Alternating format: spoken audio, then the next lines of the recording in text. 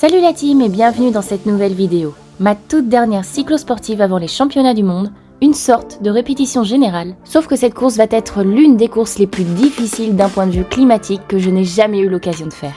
Nous sommes le 21 septembre et nous sommes à la Jalabert.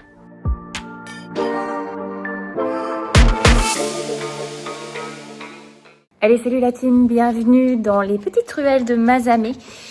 Il est à peu près 22h, on est sur le point d'aller se coucher, donc je sors Shelby et je profite de ce moment de calme, car à partir de demain, ce sera clairement la tempête. Donc je pense que je serai dans le dur et que j'aurai plus trop le temps de vous faire un petit vocal comme ça face caméra. Ça va être la première fois pour moi au Pic de Nord, une ascension mythique pour les gens locaux que je n'ai pas encore eu l'occasion de faire, qui a réputation d'être difficile, un petit peu comme le Mont Ventoux avec son aspect un peu désert au sommet, et qui a pour réputation d'être toujours dans des mauvaises conditions climatiques, et d'autant plus qu'on va être en alerte orage à partir de cette nuit. Et pour toute la journée de demain, donc du début à la fin, on sait qu'on va prendre beaucoup de pluie, beaucoup de vent, beaucoup d'intempéries, que ce sera une course usante par son circuit, mais aussi par le climat, donc on va voir ce que ça donne. Va falloir être résistant, va falloir du mental, j'en ai normalement. Après, j'ai aussi profité de faire un bloc déjà de 15 heures de sport avant cette compétition, de façon à me préparer pour les championnats du monde de grand fond d'eau qui approchent à grands pas, puisque l'on est à maintenant 3 semaines de l'échéance. Et donc, j'ai voulu faire un bloc de travail pour pouvoir faire une surcompensation derrière. Et pour l'instant, on n'est pas encore sur la surcompensation, on est surtout sur la fatigue musculaire. Donc, je pense personnellement que demain, ce sera pas grandiose. D'autant plus que ça fait 3 semaines que j'ai pas pu rouler avec le SL8 du fait de différents déplacements, que j'ai dû reprendre le Scott Foil pendant toute cette période-là. Et le fait de changer tout le temps de vélo, en plus du gravel, ça a été quand même assez compliqué. Et maintenant, musculairement, ça m'affecte encore plus. Donc, bon, on va voir. J'ai changé déjà les freins sur le SL8. Maintenant, je vais avoir des Shimano, des freins Shimano, tout en ayant un groupe SRAM. Et c'est le meilleur des deux mondes à mon sens. J'ai pu le tester aujourd'hui sur des descentes dans lesquelles je me sens vraiment plus à l'aise. Et il me tarde de les tester en conditions réelles, en conditions de pluie, malheureusement. Mais ce sera, à ma foi, un bel exercice. Et bien sûr, comme toujours, nous avons organisé le déplacement avec l'équipe Progress. Et Damien nous a fait un bon briefing avec au programme un enchaînement de 7 cols pour 122 km et 2650 mètres de dénivelé, avec une arrivée au sommet au Pic de Nord. Ce qui veut dire que dans cette course, on garde le meilleur pour la fin. La course s'annonce donc difficile. Et pour nous consoler de ce qui nous attend, perdu pour perdu, on a décidé d'attaquer un saucisson sec pour se réconforter, mais aussi pour faire le plein de lipides, afin de tenir les efforts longs en conditions difficiles.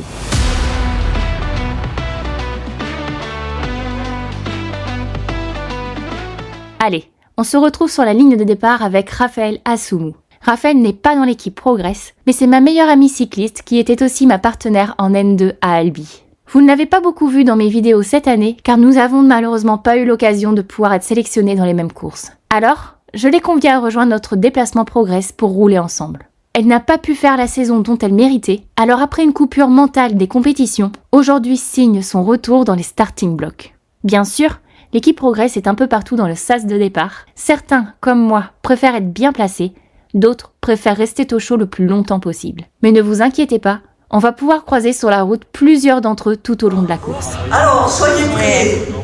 5, 4, 3, 2, 1, partez! Bonne course!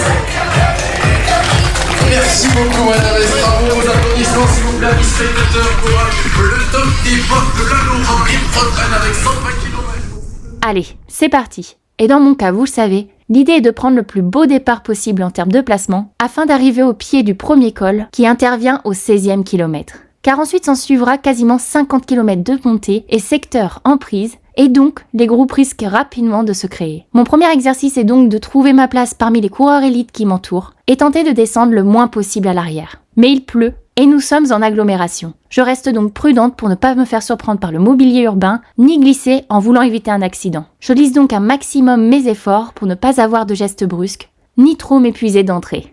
Mais bon, naturellement, je ne frotte pas aussi bien que certains, et c'est pour ça que Damien me double rapidement, malgré qu'il soit parti tout derrière. Du coup, pour remonter lorsque je ne me sens pas très à l'aise, je me mets sur le côté pour avoir une porte de sortie en cas de chute dans le peloton. rassurant, mais moins économe, car moins abrité. Mais je me base sur Raphaël. On est capable environ des mêmes choses en fonction de nos pics de forme respectifs, et donc on est un parfait binôme pour nous tirer vers le haut. Elle a quelques mètres d'avance sur moi, je suis plutôt bien placée, mais là où sans elle je me dirais « c'est bien où tu es pour une fille » parmi les garçons d'un tel niveau. Mais elle me prouve que je peux encore mieux faire. Elle est juste parfaitement bien placée. Elle-même se référant au placement de Damien, malgré qu'elle ne soit pourtant pas si à l'aise que je le pensais. Et pendant qu'elle prend un départ idéal, de mon côté, j'ose des choses pour me replacer. Mais je finis par me faire avoir par le mobilier urbain.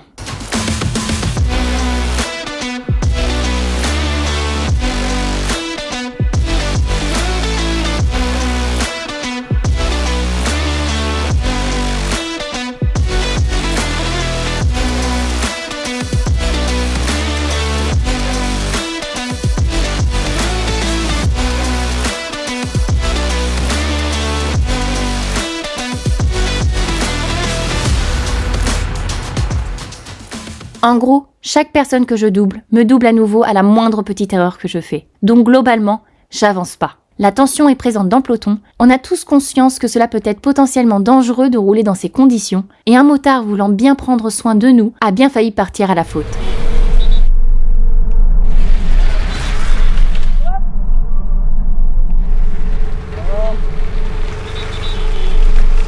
J'avoue que cela m'a pas aidé à me relâcher. Alors j'arrive au pied de la première difficulté, placée autour de la 50e place. En vue du nombre de personnes en cyclo, être 50e est loin d'être mauvais. Mais je sais que Raphaël est devant. Mon but est de faire en sorte d'être dans son groupe pour rouler ensemble. Mais dans cette optique, je suis pas du tout bien placée pour y parvenir. J'aperçois aussi à côté de moi Damien Fédrix, qui réalise sa deuxième cyclo-sportive et qui était dans mon groupe lors de sa première course à la Cycle Roquefort, que je vous remets en description. Il me permet donc de réaliser que je ne suis pas moins bien que d'habitude, mais que c'est bien Raphaël qui est en train de faire un truc de fou. Alors c'est parti pour tenter de remonter à la force des jambes, malgré la fatigue accumulée de la semaine, et tenter de la rejoindre.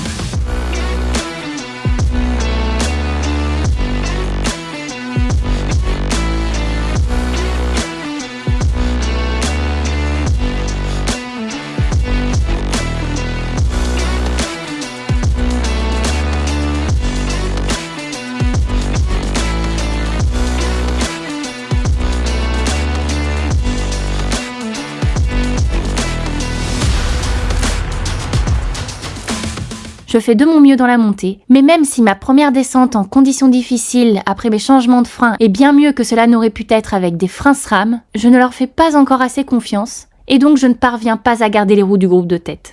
Dans ce groupe, il y a Damien Degaut, Damien Fédrix et Raphaël. Je suis seule entre deux groupes, mes deux hommes finissent par revenir sur moi et je prends donc cette occasion pour m'abriter avec eux, rouler ensemble, le temps de voir comment évolue la course.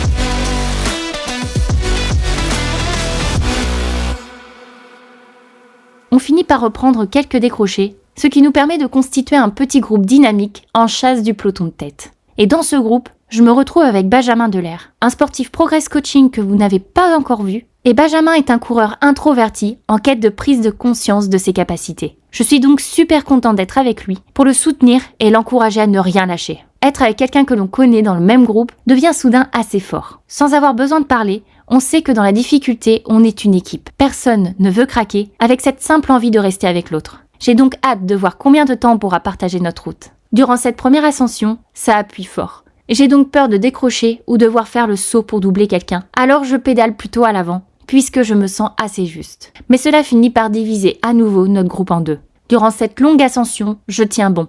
Non sans mal. Mais je me dis aussi que je me sens mieux sur des portions inférieures à 5% plutôt que sur des secteurs à plus de 5%. Bref, j'ai la sensation d'être moins grimpeuse et de plus en plus puncheuse. Cela vient du fait que Damien me fait gagner du muscle, de la force. Qu'importe quelque part le poids sur la balance, tant que c'est du muscle. Mais le muscle pèse lourd. Alors heureusement, malgré mes 60 kg, ce qui reste assez lourd pour une femme, même si je fais 1m75, mon Tarmac SL8 S-Works de chez Specialized m'aide réellement à limiter l'impact de mon propre poids puisqu'il ne pèse que 6,9 kg. Soit 1,3 kg de moins que mon Scott Foil avec lequel j'ai roulé ces derniers temps, notamment lors de la Cycle Roquefort. Mais je pense aussi à Raphaël. Qu'est-elle en train de vivre actuellement? À mon sens, impossible qu'elle puisse suivre Damien dans ce genre de D+, si longtemps. Mais est-elle seule? Et allons-nous la reprendre? Ou a-t-elle réussi à tenir un groupe suffisamment conséquent pour tenir bon jusqu'au sommet? Des gars de mon propre groupe m'ont demandé si j'étais pro en vue de mon niveau. Cela m'a fait rire, en leur disant que j'étais 2e féminine actuellement et que ma pote se trouvait devant. Mais ils étaient persuadés qu'on allait la rattraper. De mon côté, je sais ce dont Raphaël est capable, notamment avec la Gentleman qu'on a réalisée ensemble et que je vous remets en description, où elle m'avait vraiment fait mal à la goule. Je sais très bien que si on ne revient pas sur elle au sommet de ce col, on ne la reverra jamais.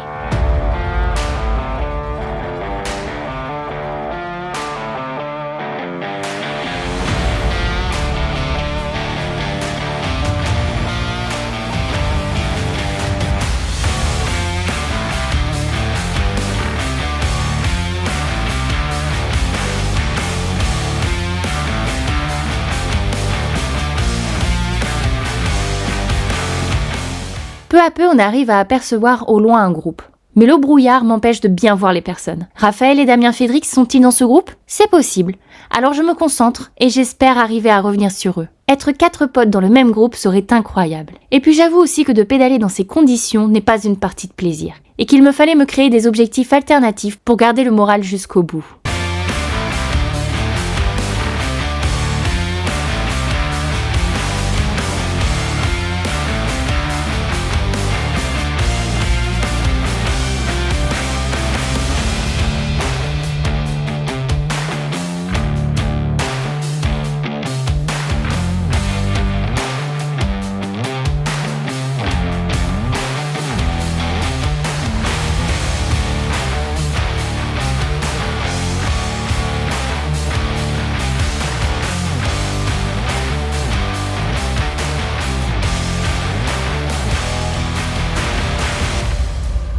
Une fois revenu sur ce groupe, je reconnais Damien avec sa chasuble violette Progress. Bien pratique pour être visible et reconnu. Par contre, je ne vois toujours pas Raphaël.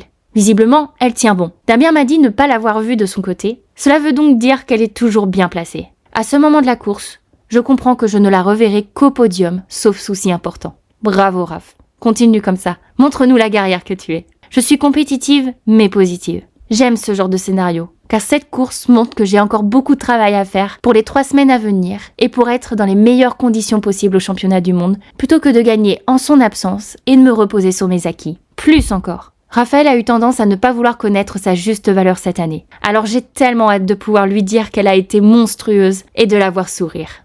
Alors je continue ma propre performance et j'oublie le classement. Mon objectif sera simplement de finir aussi forte que possible dans l'optique d'une préparation. On arrive au kilomètre 69 avec la descente la plus risquée du circuit. De base, elle est déjà étroite avec beaucoup de lacets, mais en plus de ça, elle vient tout juste d'être intégralement gravillonnée. Aucune déviation n'a été possible par l'organisation et nous avons donc tous été appelés à la plus grande vigilance. Alors même si je reste heureuse de cette descente, que je ressens sincèrement des progrès, le froid au bout de mes mains qui m'empêche presque de freiner, les graviers assez glissants et les trajectoires à bien appréhender font que je garde une vigilance supplémentaire à ne surtout pas risquer une chute peu de temps avant les championnats du monde. Alors c'est à ce moment-là que Benjamin va prendre le large avec son groupe et que Damien et moi allons rester tous les deux. Autre élément qui m'a aidé à mieux me sentir en descente, l'équilibrage de mes roues. Aucune paire de roues n'est livrée équilibrée, car un équilibrage se joue au gramme près, et donc le choix du montage. Tubeless, chambre TPU, latex, caoutchouc, le choix de votre pneu, et même le placement de votre pneu jouera sur l'équilibrage. Alors le mieux reste de les faire équilibrer déjà équipés de ce que vous voulez, pour que cela soit précis et efficace. Le meilleur test reste de faire tourner rapidement votre roue arrière en soulevant votre vélo. Si ça fait bouger le vélo, alors c'est pas équilibré. Si rien ne bouge, tout est ok. Ça bouge pas. Essaye de pas le faire la vibration.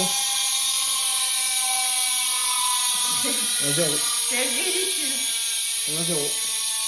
Ah ouais, d'accord. Avec la force centrifuge, on ressent vraiment les bienfaits avec une stabilité accrue et c'est vraiment très agréable et rassurant. Alors vous le savez, Legend Wheels propose la location des roues ainsi que la vente de leurs propres roues. Et je vous remets d'ailleurs toutes les informations en description, mais sachez aussi qu'ils peuvent équilibrer vos roues, quelle que soit la marque de votre roue. Revenons maintenant à la course. Alors que nous sommes désormais en bas de la descente, après plusieurs minutes, je peux vous dire qu'il est terrible de se remettre à pédaler. Les muscles sont tétanisés et le moral commence à être touché à l'idée qu'il reste encore 45 km et donc environ 1h45 de course. Surtout qu'on entend l'orage au loin et que plus on va avancer, plus on va monter et plus il va faire froid. la pluie s'intensifie et sur un moment de replat, je décide de passer devant. Car porter des lunettes est juste devenu impossible tellement il y a du brouillard et de la buée. Et donc recevoir de l'eau du vélo qui est devant soi donne juste l'impression de se faire crever les yeux, alors je préfère gâcher de l'énergie mais gagner en confort. Mais dès qu'on arrive au pied du col, tout le monde se calme un peu. On sait que le plus difficile va bientôt commencer et on se cale dans notre meilleur rythme possible pour tenir jusqu'au bout. Presque à en oublier que nous sommes en course. On sera montés ensemble, croisant le chemin de certains hommes qui ont crevé ou qui ont explosé sous l'effort et le froid, et après un très long moment, on finit par arriver dans les derniers mètres de la course. Je suis crevée. Mais je pense à Damien qui vit sa 2e course. Et je me dis qu'après ça, il n'aura plus jamais l'impression de faire une course sous un mauvais temps. Alors je le protège du vent violent du sommet par solidarité. On est une équipe. Et mon souhait est qu'il garde l'envie de faire des compétitions après cette journée malgré des conditions difficiles. Mais finalement, je m'en faisais pour rien. Parce qu'alors que je faisais le décompte des mètres avant le sommet pour le motiver, comme lorsqu'on était ensemble au sommet du Tourmalet au stage de l'Hostal du Bargons,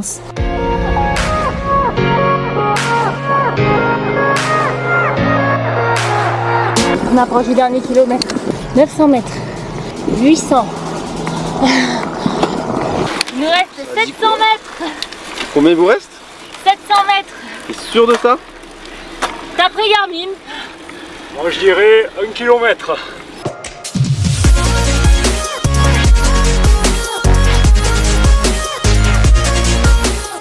Il finit par m'attaquer avec tout ce qui lui reste pour passer devant moi sur la ligne d'arrivée. Pas de doute, l'esprit compétiteur est né en lui. Donc la prochaine fois, on pourra se faire la guéguerre ensemble, toujours pour nous tirer vers le haut, jusqu'à, je l'espère, le savoir dans un groupe devant le mien en 2026. Je passe donc la ligne d'arrivée à mon rythme et on retrouve Benjamin arrivé 1 minute avant nous. Une satisfaction de chacun d'être arrivé jusqu'au bout et de ne pas avoir craqué mentalement malgré un fort taux d'abandon. Et il nous faut désormais faire 20 km de descente pour rejoindre Mazamet en autonomie et honnêtement, ce retour était le pire moment de la journée. À en avoir les lèvres bleues malgré une chasuble Isotech ainsi qu'un sac poubelle enfilé. Ça paraît bête, mais cette astuce est pratique pour avoir de quoi se couvrir après une course sans pour autant s'encombrer les poches pendant l'épreuve.